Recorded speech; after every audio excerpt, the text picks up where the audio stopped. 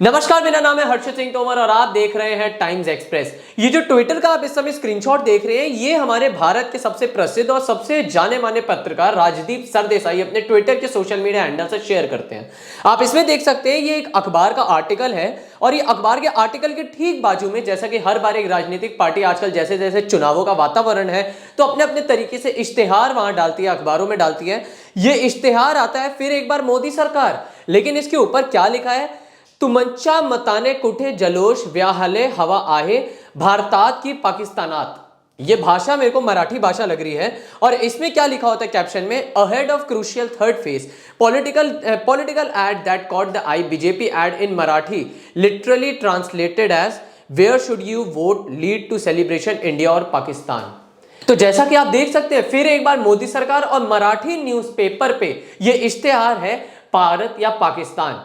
मतलब ऐसा समझिए कि एक प्रोपेगेंडा सा चला दिया है केंद्र स्तर पर बैठी सरकार ने कि अगर भाजपा को वोट नहीं दोगे तो आप पाकिस्तान को वोट दोगे और जिनको वोट दोगे वो भारत को पाकिस्तान बना देंगे। मेरा सबसे पहला सवाल ही यही है भाजपा सरकार से, आप सीधा सीधा लोकतंत्र की इस कदर हत्या कैसे कर सकते हैं? आप विपक्षी सरकार, जो कि विपक्षी सरकार या विपक्षी पार्टी जो भारत की लोकतंत्र की सुंदरता को बढ़ाती है, आप उन्हीं को ये कह रहे हैं कि अगर उनको मत जाएगा तो आप भारत को पाकिस्तान बना देंगे। और ये सिर्फ यहां तक ही सीमित नहीं है, ऐसा मतलब माना जा रहा है इसमें तो फिर हम ये मान लें कि 2014 से पहले जो अटल बिहारी वाजपेयी के साहब की सरकार थी उसमें भी भारत पाकिस्तान बन गया था। कांग्रेस तो चलिए सत्ते पे थे, लेकिन फिर जो अटल बिहारी वाजपेयी साहब की 2 बार सरकार बनी थी वो दोनों बार फिर भारत पाकिस्तान बन गया था। क्या मोदी सरकार अपने ही उसूलों पर आज कुल्हाड़ी मारने का काम कर रही है? मतलब ये वही मोदी सरकार है जो क्या कहते हैं, राम मंदिर को अस्पताल बना देंगे।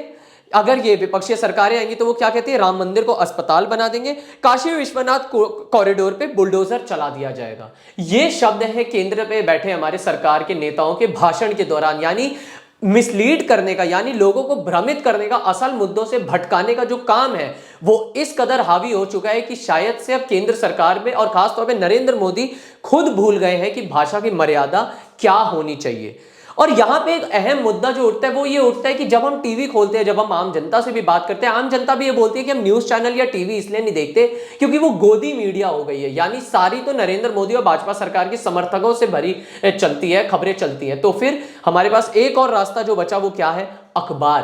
अखबार आज भी निष्पक्ष पत्रकारिता के लिए जानी जाती है। बहुत सारे वरिष्ठ पत्रकार आज भी डेस्क पे बैठकर राइटिंग में जिस तरीके से आर्टिकल्स हमारे सामने मुहैया कराते हैं, वो अखबार जो निष्पक्षता का आज भी सबूत है, ये आज उन अखबारों पे भी सवाल उठाता है।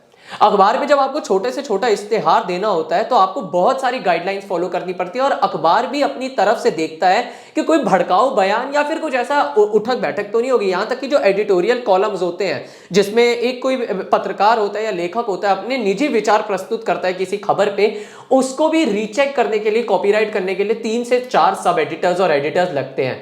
वो सब एडिटर्स और एडिटर्स यहां पे कहां चले गए थे?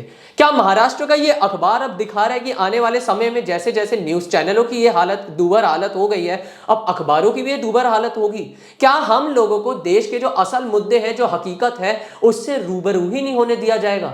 मतलब गौर करने वाली बात ये देखिए, जब कांग्रेस ने अपने समय में अखबारों में इश्तेहार देने की बात करी थी तो कांग्रेस पे क्या आरोप लग रहा था? ये कि अखबारों ने कांग्रेस को इसलिए इश्तेहार नहीं दिया क्योंकि कांग्रेस चंदा दो धंधा लो के काम कर रही थी। यानी चंदा दो धंधा लो का ये जो आइडियोलॉजी है, नाम से आपको पता चल रहा है, पैसा दीजिए धंधा लीजिए, ये वाला आरोप लगा के पहले अखबार कांग्रेस का इश्तेहार नहीं छापती थी। लेकिन यहां पे तो भारत और पाकिस्तान के बीच हालात कर दिए। यानी ऐसा समझिए, जो हिंदुत्ववाद के, हिंदू वोट बैंक के लिए बीजेपी मानी जाती है, वो तो ऐसा, क्या वो इस बात की गारंटी दे रही है कि कोई भी हिंदू बीजेपी के अलावा किसी को वोट नहीं देगा? अगर ये होता है तो क्या सारे हिंदू या फिर सारे सिख या ईसाई, मुसलमानों की तो मैं बात ही नहीं कर रहा क्योंकि राजनीति का स्तर तो गिर चुका है जब भारत और पाकिस्तान कर दिया। यानी हम दूसरे बड़े देशों से अपनी तुलना करते हैं और भारत में रहकर भारत को अंतर्राष्ट्रीय स्तर पर रिप्रेजेंट करने वाली ये केंद्र सरकार के जो नेता हैं, ये क्या कर रहे हैं?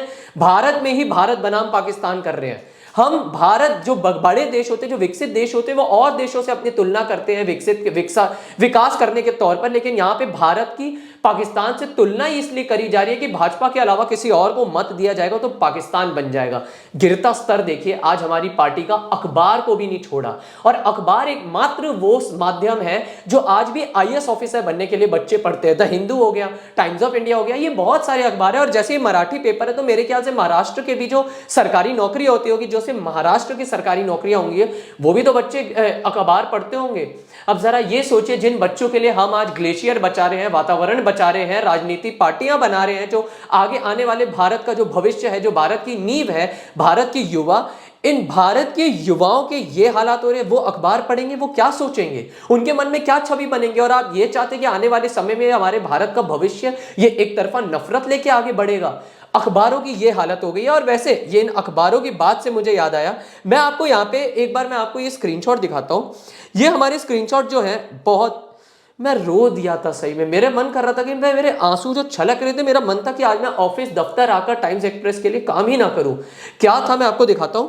टाइम्स नाउ नव भारत की ये जो आप फोटो देख रहे हैं, क्या लिखा है, प्रधानमंत्री नरेंद्र मोदी का सबसे इमोशनल इंटरव्यू। पढ़ के मुझे रोना आ गया सही में, मेरे पास तो आंसू की कमी हो गई, इतना बुरा लगा कि प्रधानमंत्री नरेंद्र मोदी का सबसे इमोशनल इंटरव्यू लोकसभा 2024 के चुनावों से पहले टाइम्स नाउ नव भारत प्रधानमंत्री नरेंद्र मोदी का इतना इमोशनल इंटरव्यू ले रहा है।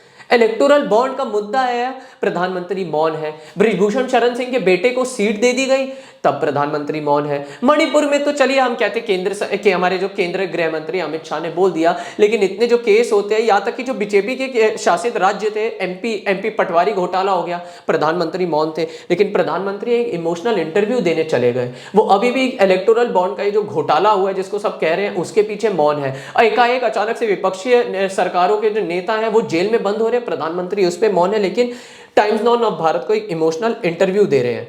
यह दिखाता है कि लोगों का अखबार पे ही क्यों भरोसा था, क्योंकि हमारे जो बड़े बड़े मीडिया चैनल्स हैं उनका स्तर ही इस कदर गिर चुका था। मैं आपको और एक ये वीडियो, एक ये फोटो दिखाता हूं। इंडिया टीवी क्या वीडियो डालता है, 2024 की चुनौती, नरेंद्र मोदी की हैट्रिक होने वाली है 400 सीट के साथ। अब यहां पे क्वेश्चन मार्क यानी प्रश्न चिन्ह लगता तो लगता, चलिए ठीक है। यहां पे इंडिया टीवी जो कि भारत की सबसे बड़ी समस्याएं बताता है, खबरें बताता है, वो दावा कर रहा है कि नरेंद्र मोदी की होने वाली है हैट्रिक 400 सीटों के साथ। गिरता स्तर देखिए। एक पत्रकारिता वाला या जो चैनल होता है या जो संस्थान होती है, उसका काम क्या होता है कि वो सच्चाई बताए, सरकार से सवाल पूछे, सवाल ना पूछे तो कम से कम ये तो बताए कि उनकी नीतियां जमीनी स्तर पर किस कदर लागू हो रही है। खुलेआम तानाशाही को समर्थन दे रही है हमारी भारत की ये बड़ी बड़ी इंडिया टीवी जैसी बड़ी बड़ी न्यूज चैनल्स। दावा करता हूं इस कैमरे पे, क्योंकि जिस तरीके से लिखा है 400 सीट के साथ हैट्रिक होने वाली है पीएम नरेंद्र मोदी की, बहुत सवाल खड़े करता है। अरे इतना बड़ा प्लेटफॉर्म है, आम जनता देखती है और आप तो दावा कर रहे हैं। और ऊपर से ये देखिए, टाइम्स नाउ नव भारत की ये जो इमेज लगा रहा हूं, केजरीवाल को आतंकी फंडिंग, इतने सवाल हैं। आप जरा एक बार ये पूछिए भाजपा सरकार से कि जो बड़ी बड़ी निजी कंपनियां जो घोटाले में थी, हिमंता बिस्वा शर्मा, अजीत पवार जैसे नेता जिन पे ईडी सीबीआई के छापे मारे थे, जो केस चला रहे थे, वो एकाएक बीजेपी में ज्वाइन होते हैं, केस से बरी हो जाते हैं। आप ये सवाल पूछते हैं, लेकिन उनका क्या सवाल है, केजरीवाल को आतंकी फंडिंग। मैं ये नहीं कह रहा हूं कि केजरीवाल निर्दोष है, क्योंकि मैं कोर्ट के जजमेंट का सीधी सी बात है इंतजार करूंगा, लेकिन मीडिया ट्रायल एक खोखली करने वाली चीज है, जिसका साफ साफ टाइम्स नाउ नव भारत समर्थन दे रहा है। केजरीवाल को आतंकी फंडिंग, क्वेश्चन मार्क यानी प्रश्न चिन्ह। ये हमारे मीडिया का स्तर है। एक और मैं आपको दिखाता हूं, यहां पे इंडिया टीवी क्या लिखता है, ये देखिए।